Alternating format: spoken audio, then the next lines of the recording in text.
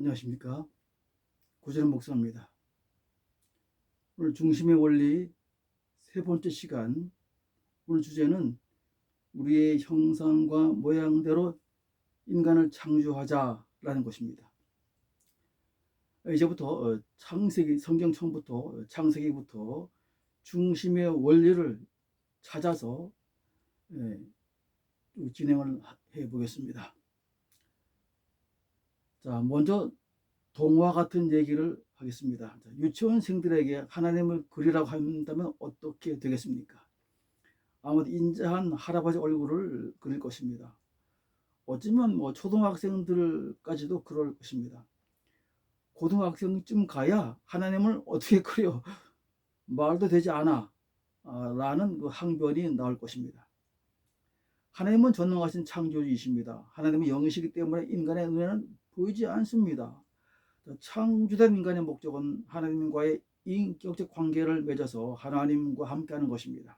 그러므로 인간이 하나님과의 관계를 맺으려면 우선적으로 어떻게 하나님을 인식할 수 있는가 하는 것입니다. 인간이 하나님을 이해하고 인식할 수 있는 방법은 오직 성경을 통해서만 가능합니다. 그래서 성경은 하나님을 나타내는 특별한 계시의 책인 것입니다. 하나님은 성경을 기록하실 때에 인간이 하나님을 인식할 수 있도록 기록하셨습니다. 그 원리는 이것입니다. 하나님 자신을 보이도록 그렇게 성경을 쓰셨습니다. 하늘에서 보이지 않는 하나님이 말씀하신다고 하면 누가 믿겠습니까? 인간과 함께하기 위하여 인간을 창조하셨다면 인간이 인격적으로 하나님을 인식할 수 있도록 그렇게 성경을 쓰셔야 합니다. 그래야 인간이 하나님을 느끼고 인식할 수 있게 되는 것입니다. 사실 오늘날 하나님을 믿는 모든 사람들의 문제는 하나님을 볼 수가 없다는 데 있습니다. 그렇죠? 제발 하나님을 한 번만이라도 보았으면 하는 것이 우리 모두의 소원인 것입니다. 오죽하면 하나님과 대면하였던 모세조차도 하나님을 보려고 했을까요? 만약 하나님이 인간의 눈에 보이도록 나타나신다면 어느 인간이 하나님이 없다고 부정할 수 있겠습니까? 온 인류가 하나님을 믿게 될 것입니다. 하나님이 인간과의 관계를 원하신다면 논리적으로 가장 쉬운 방법은 하나님 자신이 인간의 눈에 보이도록 나타내시는 것입니다. 물론 예수 믿는 사람들은 예수 그리스도를 육신으로 오신 하나님으로 믿지만 여전히 신앙이라는 것이 보이지 않는 하나님을 믿는 것이니 내가 진짜 하나님을 믿고 있나 하고 때로 의심도 하게 되는 것입니다. 그러니 성경을 통해서 성경 해석을 통해서 하나님의 실제를 확실히 인식해야 합니다. 자, 이제 인간 창조 현장으로 가보겠습니다. 성경은 이렇게 기록하고 있습니다. 창세기 1장 26절 하나님이 가라사대 우리의 형상을 따라 우리의 모양대로 우리가 사람을 만들고 그로 바다의 고기와 공중의 새와 육축과 온 땅과 땅에 기는 모든 것을 다스리게 하자 하시고, 자, 우리가 우리의 형상과 모양대로 사람을 만들고, 자, 우리라는 말에서 하나님은 장엄 복수인 엘로힘으로 나타납니다. 하나님은 성부, 성자, 성령으로 삼위의 인격으로 나타나신다는 것입니다. 물론 하나님은 한 분이십니다. 자, 그냥 우리가 사람을 만들자라고 해도 됩니다. 왜 우리의 형상과 모양대로 라고 기록하셨을까? 하나님은 영이시니 형상과 모양이 없습니다. 그런데 왜 형상과 모양이 있다고 하십니까? 성경을 읽는 인간을 위해서 기록하신 것입니다. 창세기 1장 서두는 창조주로서 하나님의 창조의 전능성이 나타납니다. 그런데 우주와 만물을 창조하시는 하나님의 개념은 우리에게는 막연히 추상적이고 관념적입니다. 그런가 보다 할 것입니다. 보이지 않으니 그렇습니다. 그런데 인간 창조의 현장에서 실제적이고 물리적인 하나님을 만나게 되는 것입니다. 하나님께서 자신을 가리켜 형상이 있고 모양도 있다고 하셨으니 형상과 모양은 볼 수 있는 것이니 이 대목에서 비로소 우리는 하나님의 실제를 인식할 수 있다는 것입니다. 성경을 처음 읽는 사람은 누구든지 하나님 보실 때에 유치원생에 불과합니다. 유치원생에게는 하나님을 보여줘야 하는 것입니다. 하나님이 우리의 형상과 모양대로 라고 말씀하셨다고 해서 진짜 하나님에게 무슨 형상이나 모양이 있다는 것이 아니라 보이지 않는 하나님을 보이는 것으로 표현한 것입니다. 바로 중심의 원리라는 것입니다. 즉 보이지 않는 하나님의 중심을 보이는 것처럼 나타낸다는 것입니다. 이 원리는 성경 전체를 이해하는 방식이 됩니다. 자, 몇 개의 성경 구절을 보겠습니다. 기역 한글판입니다. 출애굽기 33장 20절. 너가 내 얼굴을 보지 못하리니 나를 보고 살 자가 없음이니라. 신명기 31장입니다. 반드시 내 얼굴을 숨기리라. 또 예레미야 3장입니다. 나의 노한 얼굴을 너희에게로 향하지 아니하리라. 나는 긍휼이 있는 자라 너를 한없이 품지 아니하느니라. 여호와의 말이니라. 출애굽기 15장입니다. 여호와여 주의 오른손이 권능으로 영광을 나타내시니이다.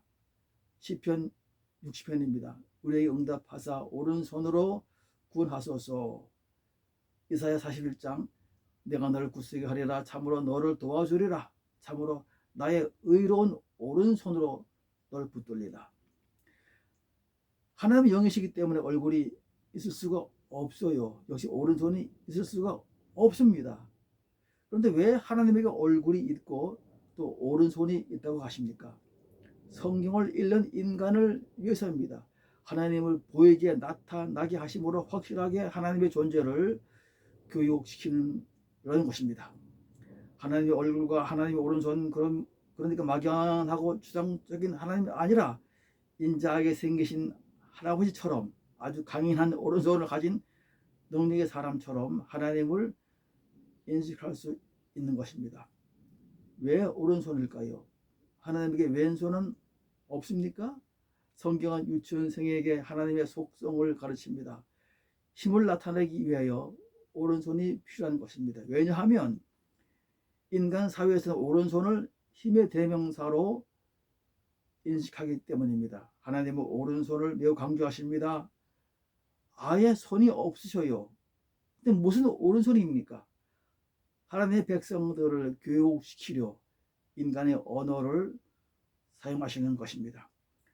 전능하신 창조주 하나님을 인간은 이해할 수 없기 때문에 눈에 보이게 오른손이 있는 것처럼 교육시키는 것입니다. 구약 성경은 하나님을 나타내는 초기 과정입니다. 유치원 과정이라는 것입니다. 눈에 보이게 나타내십니다.